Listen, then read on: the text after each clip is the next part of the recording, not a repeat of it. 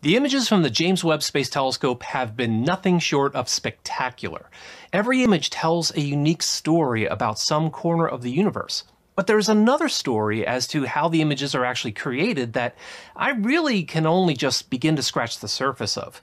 It turns out there's an entire team of astronomers whose sole job is to bring those Webb public release images to life, and that team consists of two people. Joe DePasquale and Elisa Pagan are the two imaging visualization specialists at the Space Telescope Science Institute, and they were gracious enough to give us a master class in how they process different images.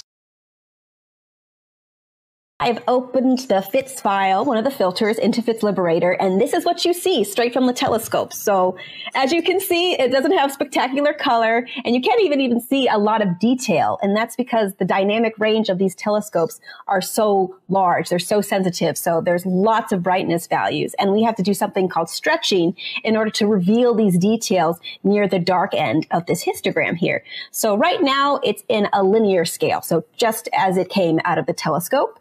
But we can apply different functions to stretch the data in such a way that we're revealing more data, but we're not removing or clipping any data. So we can contain the black points and the white points. So as you can see here, we can start manipulating this and bring out more detail. This is really just for my knowledge so that I know which one I'm prescribing so I don't get all messed up.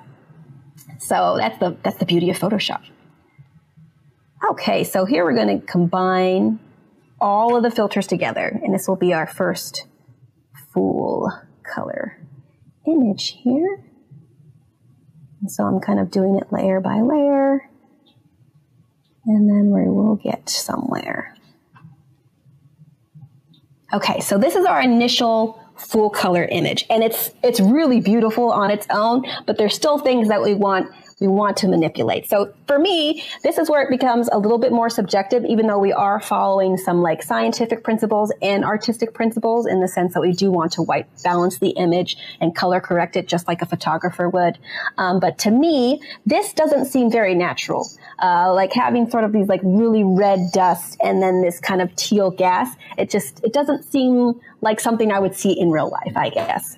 And that's where I start to shift the colors a little bit to sort of mimic more natural light. So I feel like these orangey, rusty colors and this more blue color sort of translates better. And so I'm just kind of shifting the colors up the spectrum or down the spectrum, but I'm keeping and maintaining the chromatic order, and the relationships maintain the same. And it's really just a matter of bringing everything together, and it's more of a personal choice at this point, since we've sort of addressed all the science behind it. And so this is sort of the end stage where I kind of toned things down even a little bit more because it felt a little too yellow, a little too dramatic, and I wanted to feel more spacey, more ethereal, but also still have that and maintain that contrast between the two distinct regions. And yeah, that's how you process an image. That's amazing.